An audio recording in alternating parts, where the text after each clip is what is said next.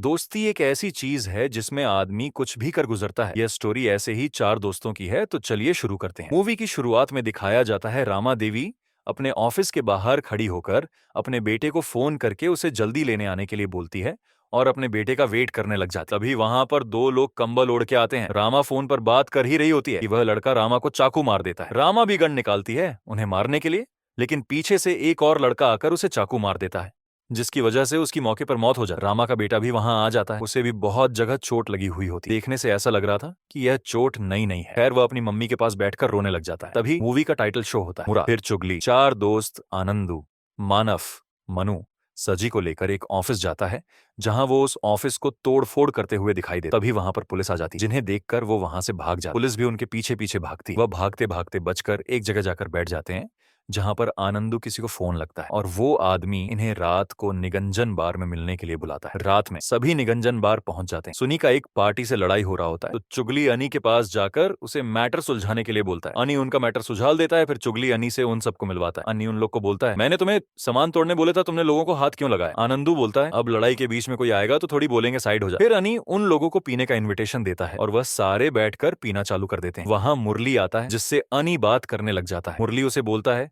अभी जैसा चल रहा है वैसे ही चलने दो। आनंदू देर रात घर पहुंचता है। इसके बाद उसकी मम्मी उसे डांटने लग जाती है। वो बताती है कि तेरे मामा आए थे, जिसे सुनकर आनंदू तो इंटरेस्टेड नहीं होता, क्योंकि जब उसके पापा थे तब कोई भी नहीं आता, और अब जब उसके पापा है नहीं है, सभी घर में आते हैं, जिससे आनंदू बिल्कुल खुश नहीं होता। वह अब अकेला रहना चाहता था। उसकी मम्मी उसे खाना खाने के लिए बोलती है, और वे खाना नहीं खाता और ऐसे ही सो जाता है। अगले दिन आनंदू और उसके सारे दोस्त बैठकर ऐसे ही बात कर रहे होते हैं। तभी आनंदू देखता है आशा, जो कि एक नर्स होती है, वह अपनी बेटी को स्कूल से लेकर आ रही होती। आनंदू भागते हैं, उनके पास जाता है और उन्हें अपनी गाड़ी में बैठा लेता है, जिसे देखकर बाकी उसके तीन दोस्त को लगता है कि वह भाभी पर लाइन मार रहा है, पर ऐसा नहीं होता। वह उसकी बहन होती है। फिर अनी रामा के घर के बाहर खड़ा होता है। घर के अंदर रामा का बेटा उससे पैसे और दारू के लिए लड़ रहा होता है। रामा घर से बाहर आती, जहां पर अनी उससे पूछता है, आपने क्यों बुलाया था? राम का खदान का काम था, जहां पर लोगों ने हड़ताल करके खदान के काम में अड़चन डाल दी, इसीलिए इस काम को वापस चालू करने की जिम्मेदारी रामा अनी को देती। अगले दिन अनी, उसके आदमी और वह चार दोस्त उस खदान के पास पहुंच जाते हैं, जहां पर लोग हड़ताल कर रहे होते हैं। अनी वहां पर जाकर उन लोगों को समझता है और बोलता है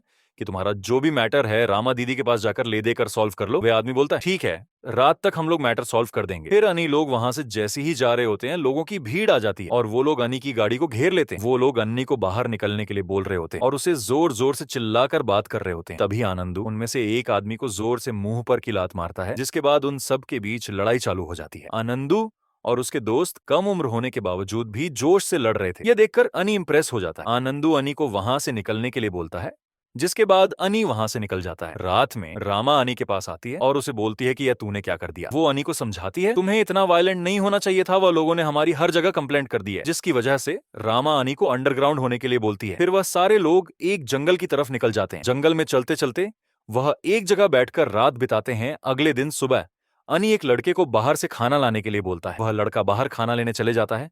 वह रास्ते से जा रहा होता है, तभी वह देखता है कि सामने से दो पुलिस ऑफिसर आते हैं। वो लोग अन्नी के बारे में पूछने लग जाते हैं, पर वह बोलता है कि वहां तो कोई नहीं। इसके बाद पुलिस के लोग भागते हुए जंगल की तरफ जाते हैं। तभी वह लड़का सीटी बजा के सबको इशारा कर देता है।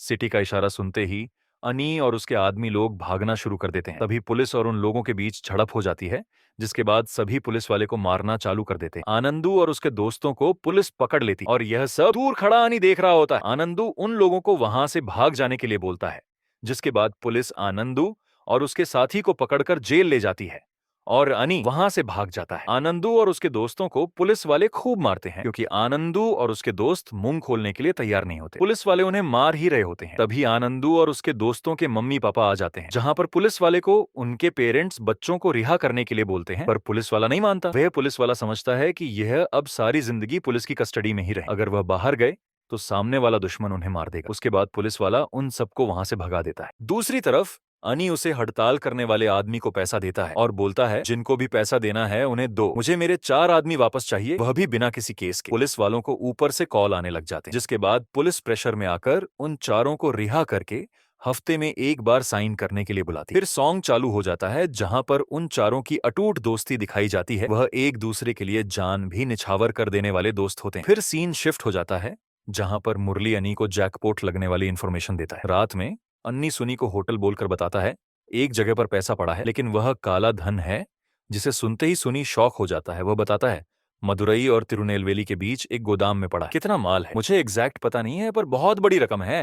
वह पार्टी भी बड़ी है। हम जाकर उठते हैं ना, हम इसमें डायरेक्ट नहीं फंसेंगे, हम अपने आदमी को भेजेंगे। फिर दोनों बात करते करते आनंदू और उसके दोस्तों को चुनते हैं, क्योंकि वह भरोसेमंद भी है और उनके पास दिमाग भी है, उसके बाकी आदमियों के जैसे बेवकूफ नहीं। अगले दिन अनी आनंदू और उसके दोस्तों को अपने घर बुलाता है। अनी उन्हें बताता है इससे पहले भी 2 लोगों ने ट्राई किया था, पर वह फेल हो गए। उन लोग पूछते हैं इसमें केस तो नहीं होगा? अनी बताता है इसमें केस तो नहीं बनेगा, क्योंकि ये पैसा भी काला धन है। और फिर वह उन्हें सोचकर बताने के लिए बोलता है। रात में वो बैठकर सोचने लग जाते हैं। आनंदू के दोस्तों को उसे पर पूरा भरोसा होता है। वह उसे बोलते हैं कि तू जो बोलेगा हम वह करने के लिए तैयार हैं। पर आनंदू को डर यह रहता है कि अगर वहां कोई हुआ और उसने शूट कर दिया तो वहां लड़ाई भी हो सकती है, यहाँ तक किसी की जान भी जा सकती है, जिसकी वजह से उसे एक सॉलिड प्लान बनाना पड़ेगा। वह अपने दोस्तों से टाइम मांगता है और फिर वह आशा को उसके घर छोड़ता हुआ दिखाई देता है और बताता है कि दीदी मैं कुछ दिन कॉल नहीं उठा पाऊंगा। तो उसकी दीदी पूछती है क्यों? वो बोलता है कि दोस्तों के साथ ट्रिप पे जा रहा हूं। अगले दिन वह सारे अनी से मिलते हैं।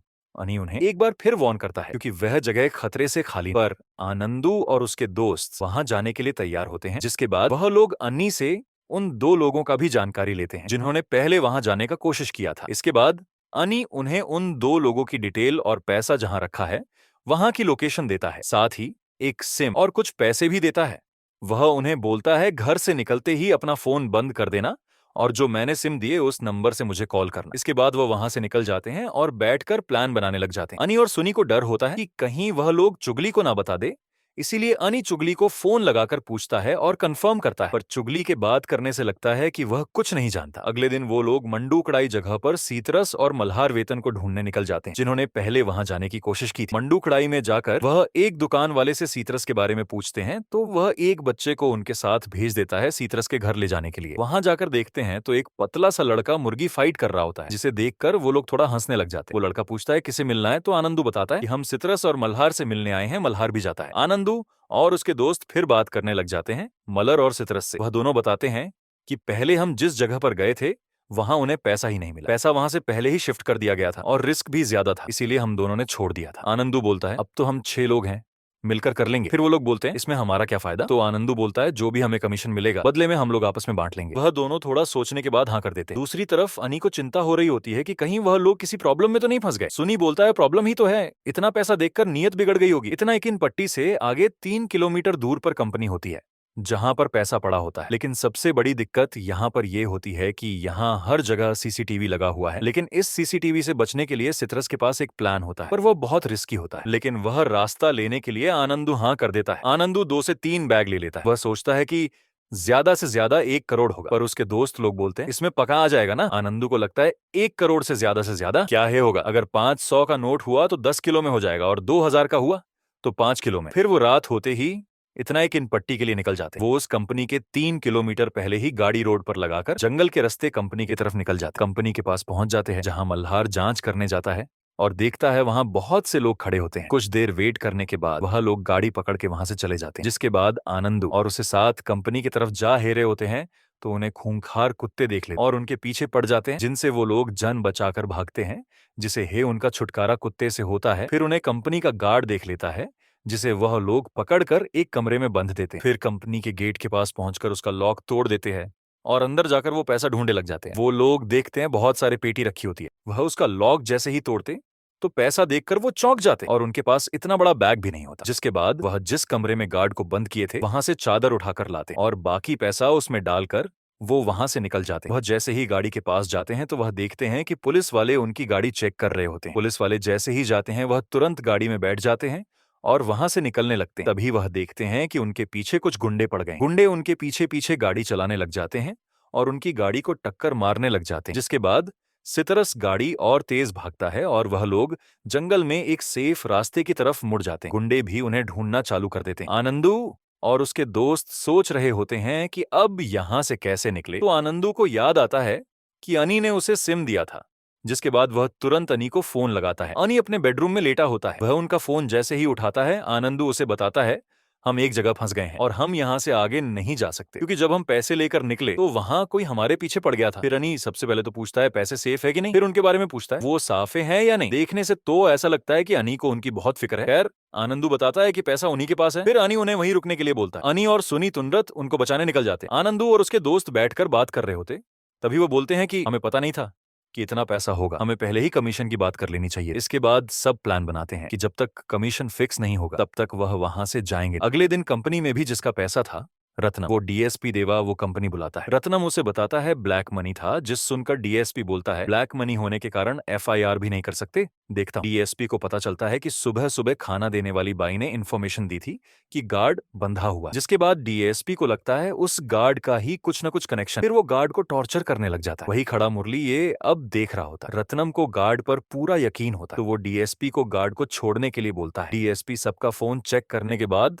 सबको वहां से जाने बोलता है। वही अनी भी आनंदू लोग के पास पहुंच जाता है। आनंदू और उसके दोस्त अभी कमीशन देने बोलते हैं, पर अनी बोलता है वारे हमें पता नहीं टोटल कितना पैसा है, क्लाइंट अपना पैसा गिनेगी, ऊपर से 2000 के भी नोट है, बिना उसका पता लगाए हम कमीशन कैसे दे सकते हैं। मनाव बोलता है ये सब उन्हीं के हाथ में है क्या, पैसा चुराया हमने, सारा रिस्क लिया हमने, जिसे सुनते ही सुनी उसका कॉलर पकड़ लेता। अनी उन्हें समझता है तुम्हारा पैसा तुम्हें मिल जाएगा, मुझ पर विश्वास करो। वह उन्हें कुछ पैसा देता है और बोलता है हम कल तुम्हें फोन करेंगे, अभी के लिए यहां से जाओ। जिसके बाद आनंदू और उसके दोस्त वहां से चले जाते हैं और पैसों का बैग लेकर अनी वहां से निकल जाता है। सबसे पहले तो आनंदू और उसके दोस्त लोग गाड़ी बदलते हैं और वहां से निकलते हैं। वही डीएसपी भी पैसों का पता लगा रहा होता है। डीएसपी और रत्नम को यह चिंता होती है कि 2000 के नोट अगले महीने बंद हो जाएंगे, जिसके बाद उन्हें फाइट करना बहुत ज्यादा मुश्किल हो जाएगा।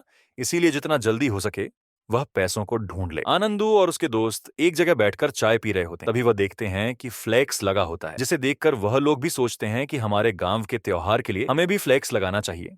जिसके बाद वह सब एक फोटो खींचते हैं। रात में सिट्रस और मल्हार आनंदू और उसके दोस्त को बस में बैठाकर अपने घर निकल जाते। अगले दिन अनी का फोन आने के बाद वह सारे अनी से मिलने के लिए निकल जाते हैं। वो लोग जैसे ही अनी के पास पहुंचते हैं, देखते हैं कि रामा का बेटा और सारे गुंडे वहां पर खड़े होते हैं, जिन्हें देखकर उन्हें कुछ तो अजीब लगता है, पर वह अनी से मिलने के लिए चले जाते हैं। अनी बताता है कि जो कोटेशन था वह मेरी दीदी का था, तुम उनसे ही बात कर लो, मैंने तुम्हारे बारे में उनसे बात की है, वो तुम्हें अच्छी सी डील देगी। रामा बोलती है तुम लोग जितना पैसा सोच रहे हो उतना पैसा नहीं। आनंदू बोलता है कि उसमें कम से कम 30 करोड़ तो होगा ही, पर रामा बोलती है कि 2000 के नोट कोई कम के भी है, उन्हें फेंकने पड़ेंगे। वो उन सबको बताती है कि तुम्हारा कमीशन 10 लाख साइड रख दिया है। अनी बोलता है ये मेरे लड़के हैं, तो रामा 20 करती है और लास्ट 25 पर आनंदू और उसके दोस्त इतने कम पैसे से खुश नहीं, क्योंकि उन्होंने बहुत मेहनत की होती है। आनंदू बोलता है कम से कम एक आदमी को 50 लाख तो मिलना ही चाहिए, और हम लोग 6 लोग थे। ये अब पीछे खड़ा रामा के बेटा देख रहा होता है। रामा और आनंदू में बहुत बात होता है, पर कोई नतीजा नहीं निकलता। तभी सजी बोलता है आपके पास इतना पैसा होने के बाद भी इतना लालच,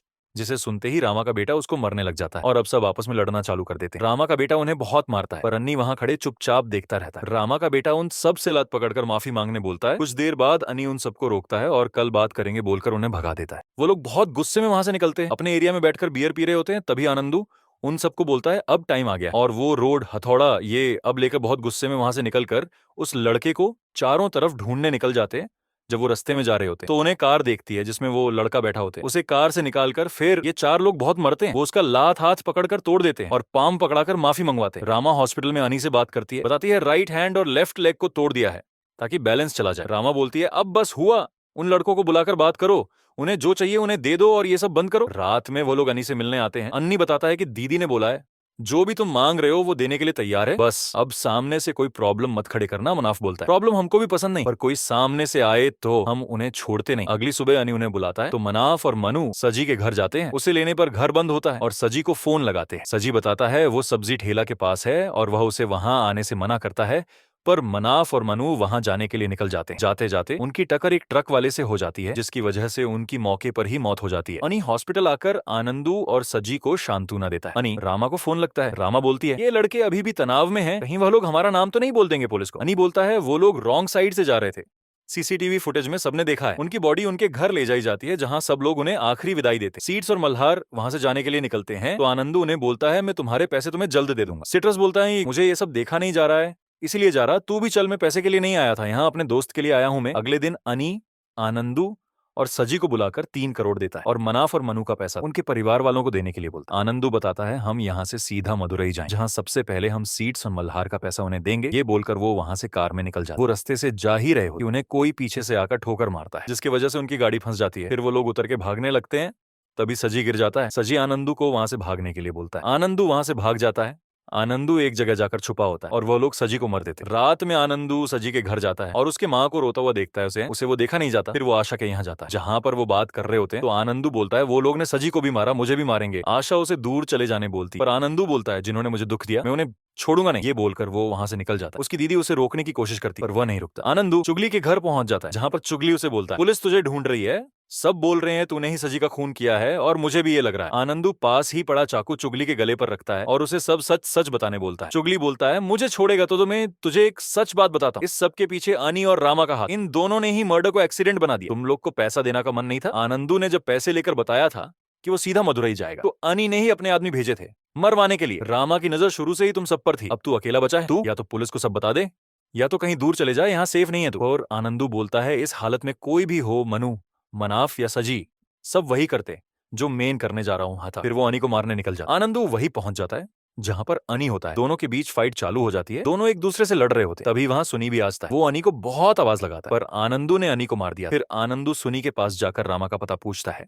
सुनी बताता है वह बंगलोर में है, जिसके बाद वह उसका कभी हाथ कट देता है और बंगलोर को लिए निकल जाता है। रामा को भी इंफॉर्मेशन मिल जाता है कि अनी को आनंदू ने खत्म कर दिया और अब वह उसके पीछे है। आनंदू सीड्स और मल्हार के पास जाता है और वह उन्हें सब बता देता है। वो लोग बोलते हैं हम भी साथ चलेंगे पर आनंदू उन्हें आने से मना कर देता है। वो वहां से निकल जाता है। तो सिटस बोलता है असली खुशी दोस्तों के साथ अति है, उसको अकेले जाता वह देख नहीं पाता। रामा के घर रत्नम और डीएसपी पहुंच जाते और वह उसे बताते हैं मैनेजर मुरली ने पैसों की लेन देन में गलती कर दी और वह उसे बात करके सेटल करने बोलते। वही आनंदू भी बंगलोर पहुंच जाता है।